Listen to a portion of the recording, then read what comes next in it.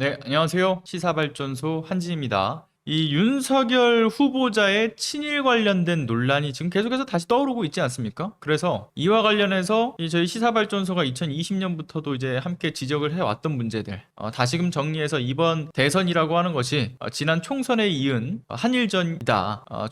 총선도 한일전이었지만 대선도 한일전에 가깝다라는 이야기를 좀 해볼까 합니다. 자, 아주 중요한 이야기들 이런 것들을 좀 다룰 예정이니까요. 좀 길어지더라도 꼭 끝까지 시청을 부탁드리겠습니다. 자, 일단 먼저 윤석열 후보자의 극우적 사상의 문제, 그것도 우리나라 극우적 사상의 문제보다는 일본 극우적 사상의 문제가 아주 오래전부터 제기가 되어 왔던 문제입니다. 검찰총장직을 사퇴하고 난 이후에 첫 정치인으로서 선언을 하던 날, 그때 했던 발언들 여러분들 기억하시죠? 일본군 위안부와 강제징용 배상 관련된 사안을 두고서 이런 말을 했었습니다. 과거사는 과거사대로 해야 하고 일본과 실용적인 협력을 해야 한다. 그랜드 바겐 해야 된다. 그러니까 협상 테이블에다가 이걸 다 올려놓고서 일본과 거래를 해야 된다. 이런 취지의 망언을 내뱉은 바가 있습니다. 국민 감정도 역사도 무지하다 못해 이건 매국노다. 이런 표현 말고는 달리 할 표현이 없는 그런 망언들이었죠. 그리고 죽창가는 동학농민혁명과 항일의병을 소재로 하고 있음에도 불구하고요. 윤석열 후보는 이 노래가 이념 편향적이다라고 망언을 또 배설한 바가 있죠. 근데 이 두 망언, 이 모든 게 하필이면 당시 윤석열 후보의 첫 정치인으로서의 선언을 하던 윤봉길 의사 기념관에서 했던 망언입니다. 윤봉길 의사 기념관에서 했던 친일적 망언이기 때문에 더 큰 논란이 되었던 부분이죠. 자, 고인이 된 독립운동가를 면전에다 대고서 능욕한 거나 다름이 없는 그러한 망언 배설이었습니다. 자, 그런데 이뿐만이 아니었어요. 이 이후에도 정치적 행보를 이어나가면서 했던 그 망언들을 뭐 다 쭉 나열을 하기도 좀 어려울 정도로 상당히 많지 않습니까? 뭐 이제 후쿠시마 오염수 방류는 전혀 문제가 되지 않는다, 뭐 이런 허무맹랑한 소리를 하기도 했고요. 그리고 이게 망언이라기보다는 윤석열 후보가 도대체 왜 저렇게 일본 이야기만 하고 있지라고 싶었던 적이 한 번 있었어요. 이제 정치인으로서 선언 이전이었죠. 이때는 윤석열 후보자가 검찰총장으로 있을 때였죠. 2020년이면. 네, 그때 검찰총장으로 있을 때였던 2020년 말에 판사 사찰에 대한 논란 기억하시죠? 판사들에 대한 불법 사찰 논란에 대해서 윤석열 후보는 이런 얘기를 합니다. 일본으로 가면 판사들 경력과 세평을 정리해서 공개를 하는데 도대체 왜 우리나라만 문제를 삼느냐, 이런 취지의 황당한 이야기를 펼치기도 했었고요. 마찬가지로 2020년 말에 윤석열 본인과 관련된 징계 조치와 관련해서 이런 얘기를 합니다. 그 뭐 현행검사 징계가 부당하다라면서 이야기를 했던 건데 일본 입법례를 근거로 제시를 해요.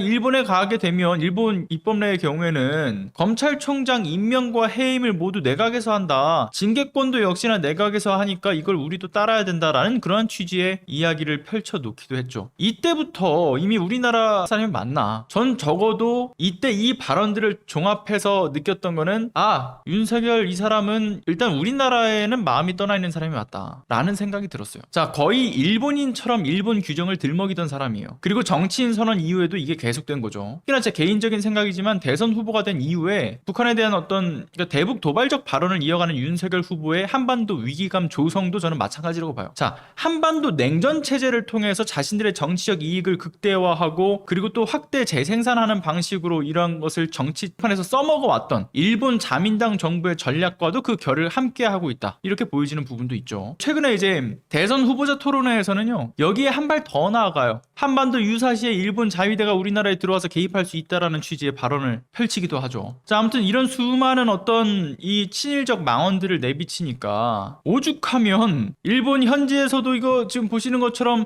일본 정부의 입장에선 윤석열이라는 굉장히 이 친일 정치인의 존재가 참 고마운 존재라고 거론되고 있는 모양이죠. 이게 2021년 7월 달에 올라왔던 이야기들입니다. 저는 2020년부터 해서 한일전이라고 하는 것이 이번 대선으로 이어질 가능성이 높다라고 말씀을 드려왔어요. 특히나 윤석열 후보가 정치인으로서의 선언적 발언한 이후에 일본 정부와 윤석열 후보 간에 주고받는 그 메시지들, 그들 간의 이 정치적 메시지가, 그러니까 어떤 형태로든 간에 지금 초반엔 좀 애매할 수 있어도 좀 더 강도 높게 분명해질 것이다라고 말씀을 드렸었죠. 근데 실제로 계속된 정치 행보 여러분들 보셔서 아시겠지만 계속 부각되는 그 친일적 메시지를 확인할 수 있었던 거죠. 자, 이러한 윤석열 후보자의 메시지에 일본 정부는 일본 극우 선전 매체들인 니케이, 상케이, 요미우리 이런 이 매체들을 통해서 윤석열 후보에 대해서 어떤 서로 간의 이 메시지를 주고받는 역할을 하기도 합니다. 뭐 예를 들어 대표적으로 지난해 7월 달에 올라왔던 머니투데이의 기사로 좀 대체를 해보죠. 윤석열 죽창가 오염수 발언 전하며 치켜세운 일본 매체 니케이, 윤석열 정말 반일 대 친일 갇힌 한국 정치권의 도전장을 내밀었다. 약간 이런 느낌으로 얘기합니다. 일본 니혼게이자 신문 윤석열을 소개하면서 한국의 뿌리 깊은 반일 대 친일 이분법적 구도를 타파하기 위해 도전에 나서고 있다는 이야기를 하죠. 한국에서 반일은 국민을 하나로 만드는 주제다. 대선 등 굵직한 선거 때마다 각 후보가 이 구도를 활용해 서로 힘겨루기를 하는 광경이 반복되어 왔다. 2017년 대선 당시 보수의 유력 대선 후보였던 반기문, 이 반기문도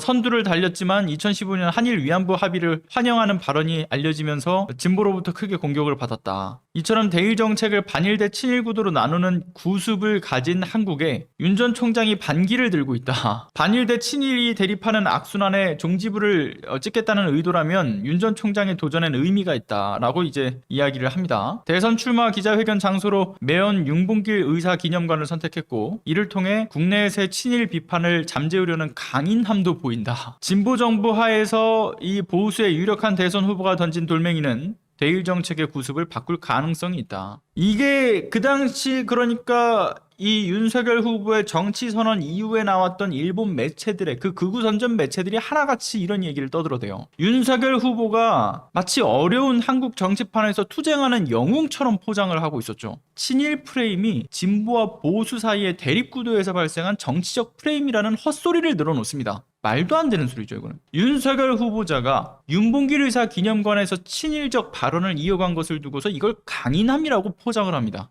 윤봉길 의사를 욕되게 하는 행위를 일본 극우 매체들은 강인함이라고 얘기하면서 정당화를 해주고 있어요. 아무튼 윤석열 후보자를 둘러싼 친일파 논란, 이게 참고로 정말 단순한 정치적 프레임이 아니라는 것은 앞서 지금 말씀드렸던 내용들만 쭉 그냥 종합해 보더라도 이거는 그냥 정치적 프레임이 아니구나, 이게 충분히 느껴지는 부분들이죠. 그런데 이거를 더 확실하게 해줄 수 있는 사건을 제가 3가지만 더 말씀드릴게요. 일단 먼저 첫 번째, 윤석열 후보의 사상 문제가 부친으로부터 이어져 온 어떤 교육에 있을 것이다, 친일 집안이다 라고 하는 합리적 의심이 있죠. 윤석열 후보자 부친 윤기중 씨가 60년대 당시에만 해도 한일 협정에 반대하고 분노하는 국민 여론이 상당했던 시기에 친일 세력을 척결해야 된다는 운동도 활발하게 이루어지던 시점이었죠. 그런데 친일파라고 하는 꼬리표가 붙을 것을 인지하면서도, 욕먹을 걸 뻔히 알면서도 일본 문부성 장학생으로 1호 장학생으로 유학길에 올랐던 사실이 있어요. 특히나 당시 일본 입장에서도 예를 들어 한일 협정에 반대하거나 독립유공자 장학생으로 받을 일은 없었겠죠. 친일적 사상을 갖추고 있는 인물을 대상으로 해서 장학생에 앉혔을 것이기 때문에 자발적으로 친일을 했던 것으로 윤기중 씨는 보여집니다. 그뿐만이 아니라 윤석열 후보자가 그 대장동 게이트의 해결사로서의 어떤 그 도움을 줬던 그 이유, 검찰총장 인사청문회 당시에 문제가 될 것 같은 그 부친의 집 문제를 처리를 해야 되고, 이걸 얘기를 하니까 김만배 씨가 누나인 김명옥 씨를 통해서 그 윤석열 부친 윤기중 씨 소유의 집을 사들였다라는 그 사건이 있지 않습니까? 이와 관련된 내용에 대해서 윤석열 후보 측에서 해명을 하려고 뭘 내놨냐? 그때 당시에 그 부친인 윤기중 씨 통장 내역서를 공개를 해요. 근데 그 통장 내역에 찍혀있던 거, 대한학술회로부터 매달 180만 원의 돈을 지급받아 왔다는 사실이 드러나기도 했었죠. 그런데 마침 이곳 대한민국 학술원이라고 하는 기관이 어딥니까? 뉴라이트 계열 학자들이 모여 있을 거라고 의심받고 있는 그러한 기관이죠.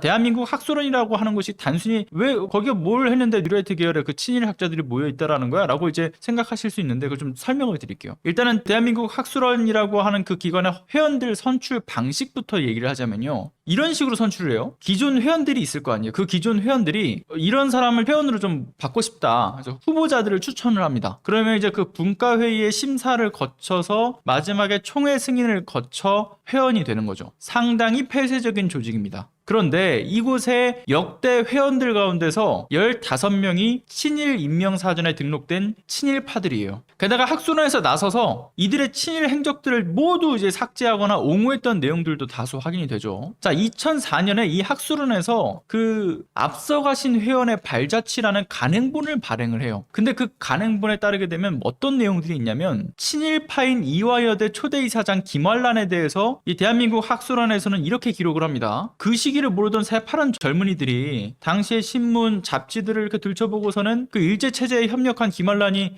친일파라고 떠들고 있긴 한데, 그 시대의 인물을 오늘날에 편하게 앉아서 마음대로 평론할 수는 없다. 일제하에서도 이 김환란이라고 하는 인물은 여성들을 교육시켜야 된다는 사명감으로 이화를 지키면서 고통의 나날을 보내는데, 그를 함부로 지금 헐뜯는 것은 예의에도 벗어나는 일들이다. 정당한 일도 아니다. 이런 식의 내용을 기록한 게 바로 대한민국 학술원입니다. 참고로 이 김한란의 친일 행적 수도 없이 많아요. 근데 앞서 말씀드린 이 대한민국 학술원의 자료가 얼마나 그 발행했던 그 간행본이 얼마나 터무니없냐면요. 자, 하나만 예로 대표적으로 들자면 김한란이 일제하에서 이제 여성들을 가르치기 위해서 고통의 나날들을 보냈다라는 이야기를 지금 학술원에서 미화를 했다라고 말씀드렸잖아요. 참고로 당시 이화에서 공부하던 여학생들을 일본군 위안부로 보내주던 역할을 했던 게 김한란이에요. 여러분들은 일본군 위안부에 자신들이 이 교육시키는 제자들을 보내는 것이 여러분들이 생각했을 때 교육자라고 생각하시나요? 이게 여성의 교육을 위해서 사명감을 갖고 있던 사람의 그러한 역할이었다라고 생각하세요? 아니죠. 교육자가 아니죠. 이 사람은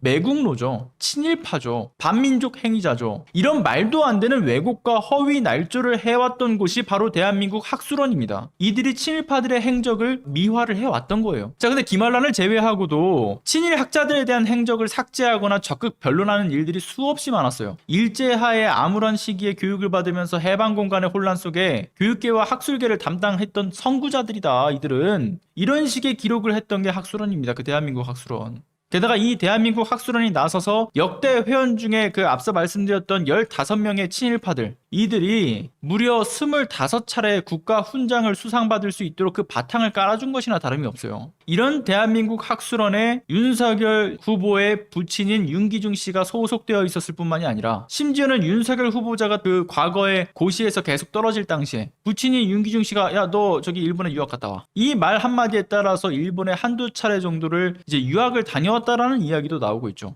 따라서 윤석열 후보자의 이 친일적 발언과 사상의 근간에는 친일학자로 대표되고 있는 이 윤기중 씨의 교육에 의한 것이 굉장히 커 보인다. 그렇게 저는 생각합니다. 자, 호사카 유지 교수가 이런 얘기를 한 바가 있었죠. 일본 정부와 사사카와 재단, 전범자가 이제 만든 재단입니다. 근데 그 사사카와 재단에 의해서 현재도 진행되고 있는 신친일파 양성 계획에 윤석열 후보도 그 대상에 있을 가능성, 전 개인적으로 충분하다라고 저는 의심하고 있고요. 그런 거죠. 일본에 유학을 옵니다. 유학을 오면은 이 사람이 향후에 한국으로 돌아가서 어느 정도의 좀 입지가 만들어질 수 있는 사람의 가능성이 있다라고 하면 사사카 재단에서 먼저 그 사람을 찾아오는 거예요. 그러면서 냅다 돈부터 들이밀고 내가 널 키워주겠다. 그러면서 그렇게 신친일파들을 양성했다라고 하는 것을 호사카 유지 교수가 직접 본인이 그렇게 얘기를 하죠. 본인의 친구도 그렇게 또 당했다고 하고요. 윤석열 후보도 전 충분히 가능성이 있다고 생각합니다. 자, 그리고 다음 두 번째 사건으로 좀 넘어가 보죠. 두 번째 사건. 윤석열 후보와 흑룡회라고 하는 일본 극우 이 단체와의 접점 의혹도 있어요.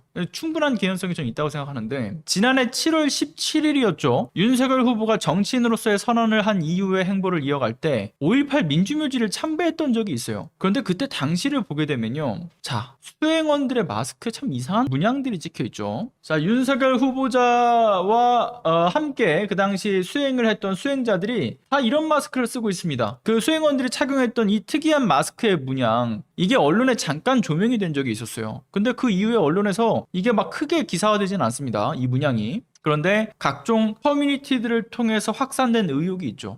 해당 마스크의 문양이 마치 무속의 깃발 같다. 무슨 부적의 문양 아니냐. 그리고 이거 저거 용을 상징하는 거 아니냐. 그게 기이한 문양이다. 이런 이야기들이었어요. 지금의 무속 논란과 연결되는 부분이기도 한데 마찬가지로 친일 논란에도 연결되는 지점들이 있죠. 자, 마스크를 다시 한번 보겠습니다. 자, 마스크를 보시게 되면 마치 조직폭력배들 또는 뭐 용역업체 깡패들이 몸에 뭐 용이라든가 뱀이라든가 장미 문신이라든가 이런 걸 새기면서 자신들의 어떤 소속감을 만들기도 하고요. 위압감을 과시하는 용도로 사용했던 것과 매우 흡사한 느낌이죠. 근데 정치를 하겠다는 사람이에요. 정치를 하겠다는 사람인데 저런 위압감이 드는 문양을 마스크에 새기고서 정치 행보를 이어간다. 이게 상식선에선 이해가 전혀 불가능한 부분들이죠. 저런 위압감이 본인의 어떤 정치적 행보에 있어가지고 좋은 의미로 작용하지 않으니까.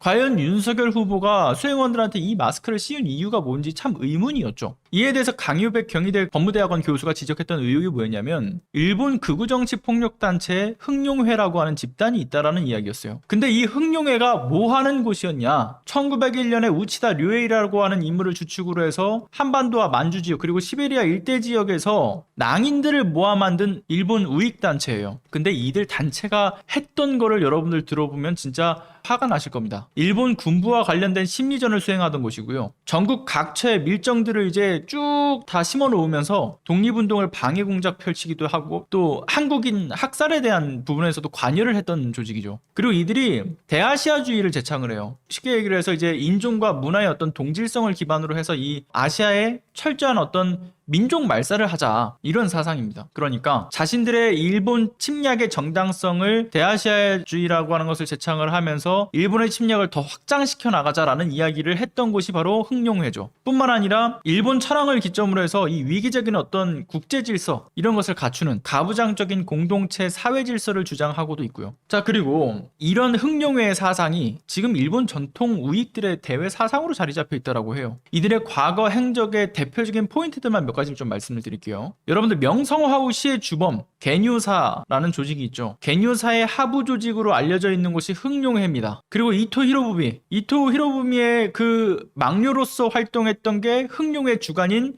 우치다라는 인물이었어요. 그리고 이뿐만이 아니라 흑룡회요. 흑룡회는 1903년에는 한해통어라고 하는 책을 출판을 합니다. 그리고 배포를 하죠. 근데 이게 뭐냐? 이 책에 어떤 내용들이 적혀 있었냐? 이 책에는 우리나라 침략 목적을 일본의 인구 증가를 배설하기 위한 목적에 있다라는 내용을 담고 있어요. 그리고 심지어는 일본 어민들한테 한국 어장을 침탈을 해라라는 것을 부추기는 내용들도 있습니다. 그리고 한해연한 약도라고 하는 이 부속 지도를 포함시키고 있었는데 독도를 주인 없는 땅이라고 선동을 하는 내용도 기록되어 있어요. 그리고 지도에서 독도를 제거하기도 했고요. 즉 우리나라 침략 역사에 상당히 주도적인 역할을 했던 조직이 바로 흑룡회입니다. 그러니까 앞서 제가 설명드린 이 흑룡회의 마크를 보시게 되면요, 이런 형태를 띠고 있어요. 윤석열 수행자들이 착용하고 있었던 이 흑룡의 문양으로 추측되는 이 마크, 이 기이한 마크, 분명 묘한 개연성을 가지고 있다라고 하는 것을 의심할 수밖에 없는 부분이기도 하죠. 그간의 어떤 행보들도 종합해봤을 때. 다시 한번 말씀드리지만 워낙에 위압감을 주는 문양이에요, 문양. 근데 정치 행보를 이제 막 시작한 정치 초짜가 수행원들한테 무슨 조직 폭력배들도 아니고 마스크를 다 저런 걸 씌워놓는다?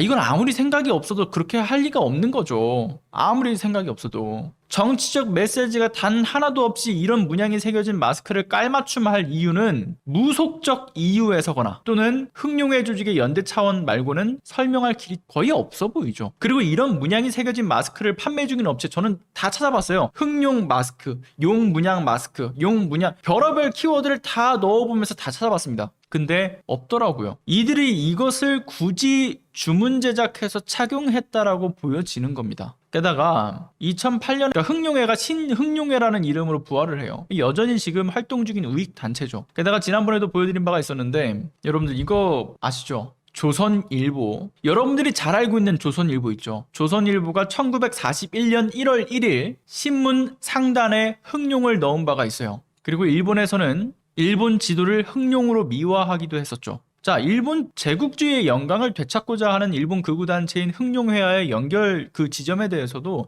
의심할 여지는 분명히 있습니다. 해명하지 않는다라고 한다면 이것도 충분히 그 연결점을 국민들은 의심할 수밖에 없다. 근데 이거를 해명하지 않고 있죠. 다음 세 번째, 굳이 제가 조남욱 사무토건 회장과 윤석열 후보자의 인연에 대해서 설명하지 않아도 여러분들 다들 아실 거라고 생각해요. 아무튼 조남욱 회장과 윤석열 후보자의 인연은 적어도 1997년 그 기점으로 이제 연결되었을 것으로 이제 추정을 하고 있는 그런 상황이죠. 조남욱 회장의 다이어리에서 최초로 윤석열 당시 검사와의 일정이 1997년부터 시작이 됩니다. 그리고 김건희와의 연을 이어주는데도 조남욱 회장이 관여를 했을 정도로 조남욱이라고 하는 사람과 윤석열 이 지금 후보자의 인연은 굉장히 막역했을 것으로 보여지죠. 누가 봐도. 아무튼 그런 조남욱 회장의 2007년 다이어리에는 굉장히 수상한 일정들도 포착이 됩니다. 실제로 검찰이 압수수색해서 가지고 왔던 다이어리에 적혀있는 내용들이에요. 여기서부터는 이제 열린공감TV에서 포착한 내용인데, 열린공감TV에서 포착한 내용에 따르면 해당 다이어리에는 조남욱 회장이 한일협력위원회 그 신임 주한 일본대사, 그 신임 주한 일본대사의 환영 오찬 일정을 소화했던 흔적도 있고요. 2007년 12월 7일 그 당시에 이제 일본 천황 탄생일 이것을 축하하는 축하 연회 일정도 다이어리에 기록이 되어 있죠. 2009년 7월 6일 그 주한 일본대사 주최 만찬 초대 리스트에도 8일 스탈린의 한국 초청 인사에 이 조나묵이라는 사람이 이름을 올렸고요. 그 밖에 일본 수상을 지냈던 후쿠다 야스오나 일본 정치인들과 찍었던 사진들도 역시나 공개가 됐죠. 뿐만 아니라 일련종이라고 하는 종교에서 분파된 일련정종이라고 하는 일본 군국주의를 찬양하는 종교단체가 하는 행위 중에는요, 남묘 호렌게큐라고 하는 문구를 적어놓은 족자를 이제 뭐 집이라든지 아니면 뭐 어디든지 이렇게 걸어놓는 그런 게 있습니다. 행위가 있습니다. 윤석열 후보자의 외가로 추정되는 곳에서 남묘 호렌게큐라고 하는 문구를 이 족자로 적어놓은 걸 액자로 만들어서 그 액자를 걸어놓고 윤석열 후보자가 다른 이들과 함께 찍은 사진도 확보가 됐죠. 참고로 이 남묘 호렌게큐라고 하는 것은 일본 전통 불교계에서 쓰이는 나무아미타불과 같은 그런 용어라고 해요. 근데 이거를 굳이 말로는 하는데 족자로 만들어서 액자로 만들어두는 곳은 군국주의를 미화하고 천황을 찬양했던 일련정종이라고 하는 종교단체 말고는 없다라고 하는 거죠. 그래도 이뿐만이 아니고요. 지난달에는 윤석열 후보자의 대전 충청지역 유세 현장에서 윤석열 후보자 지지자가 아베 만세, 히로히토 천황 만세를 외친 것도 영상에서 포착이 되었고, 그리고 윤석열 후보자 지지자들이 건의사랑이라고 하는 깃발을 막 들고 다니지 않습니까? 근데 그게 또 일장기랑 매우 비슷한 형태예요. 일장기에 그 빨간색 그 동그라미에 건의사랑 이렇게 글씨만 적어놓은 형태, 그런 것과 비슷하죠. 그리고 유세 현장의 무대 발판에서는 전범기를 연상케 하는 문양이라든가 각종 논란 역시도 계속해서 불거지고 있는 상황이에요. 그러니까 앞서 지금 말씀드렸던 이 모든 사건들, 저희가 2020년부터 지적해왔던 이 윤석열 후보자의 친일 논란, 이 사건들을 다 종합을 해보면 이 윤석열 후보자의 친일 논란은 결코 가볍게 볼만한 사항은 아니다, 이런 점을 알 수가 있는 거죠. 자, 윤석열 후보자가 이에 대해서 해명을 전혀 내놓고 있지 않은 상황이고요. 그리고 결론적으로 좀 정리를 하자면 이번 대선은 누가 봐도 지난 총선에 이은 한일전이다, 이렇게 평할 수밖에 없을 것 같습니다. 여러분들은 일본 우익 집단과 무속에 사로잡혀 있다라는 논란에서 자유롭지 못한 대선 후보, 이래도 지지하시겠습니까? 윤석열 후보를 지지하시는 분들은 지금이라도 늦지 않았으니까 제발 좀 정신 차리시길 부탁을 좀 드린다, 이런 말씀을 드리면서, 여러분들 이제 사전투표일이 얼마 남지 않았습니다. 꼭 여러분들 사전투표 해주시고요. 사전투표에서 기선제압을 해야 합니다. 그렇지 못하면 본투표에서는 정말 많은 변수가 생길 수가 있습니다. 꼭 사전투표 최대한 해주시길 부탁드리겠습니다. 네, 응원해주셔서 감사합니다.